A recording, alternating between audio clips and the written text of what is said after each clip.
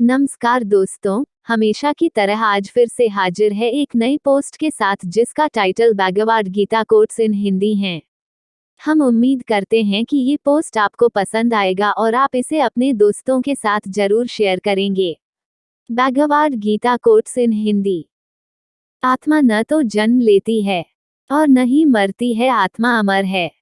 जो मुझे सर्वत्र देखता है और सब कुछ मुझ में देखता है, उसके लिए न तो मैं कभी अदृश्य होता हूँ और न वह मेरे लिए अदृश्य होता है। एक अनुशासित व्यक्ति अपना तथा समाज व देश का विकास कर सकता है। शिक्षा और ज्ञान उसी को मिलता है जिसमें जिज्ञासा होती है। मनुष्य को जीवन की चुनौतियों से भागना नहीं चाहिए और न ही भाग्य और ईश्वर की इच्छा जैसे बहानों का प्रयोग करना चाहिए। आत्मज्ञान की तलवार से अपने हृदय से अज्ञान के संदेह को काटकर अलग कर दो, उठो, अनुशासित रहो। जो पैदा हुआ है उसकी मृत्यु भी निश्चित है। जैसे जो मृत है उनके लिए जन्म, इसलिए जिसे बदल नहीं सकते उसके लिए शोक मत करो। अच्छे कर्म करने के बावजूद भी लोग केवल आपकी बुराइयां ही याद रखेंगे। इसलिए लोग क्या कहते हैं इस पर ध्यान मत दो, तुम अपना कर्म करते रहो।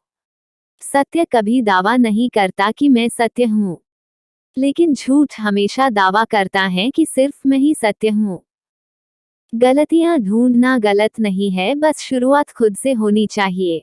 अच्छी नीयत से किया गया काम कभी व्यर्थ नहीं जाता और उसका फल आपको जरूर मिलता है, जिससे किसी को कष्ट नहीं पहुंचता तथा जो अन्य किसी के द्वारा विचलित नहीं होता।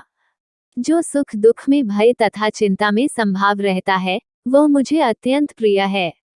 क्रोध से मनुष्य की मति मारी जाती है, यानी मूढ़ हो जाती है, जिससे स्मृति भ्रमित हो जाती है। स्मृति भ्रम हो जाने से मनुष्य की बुद्धि नष्ट हो जाती है और बुद्धि का नाश हो जाने पर मनुष्य खुद का अपना ही नाश कर बैठता है। जो मनुष्य सुख और दुख में विचलित नहीं होता है, दोनों में संभाव रखता है, वो मनुष्य निश्चित रूप से मुक्ति के योग्य हैं। आत्मा को न शस्त्र काट सकते हैं, न आग उसे जला सकती है, न पानी उसे भिगो सकता है, न हवा उसे सुखा सकती है। ध्यान का अर्थ है भीतर से मुस्कुराना और सेवा का अर्थ है इस मुस्कुराहट को औरों तक पहुंचाना। हृदय से जो दिया जा सकता है वो हाथ से नहीं, और मौन से जो कहा जा सकता है वो शब्द से नहीं।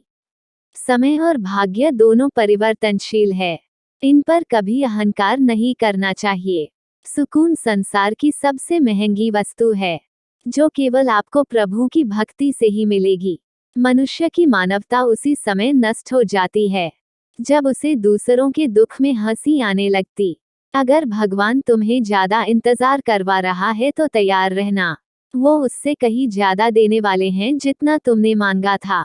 मन को प्रभु के साथ जोड़ दो, जहाँ प्रभु जाएं वहाँ मन जाए और जहाँ मन जाए वहाँ प्रभु साथ रहें।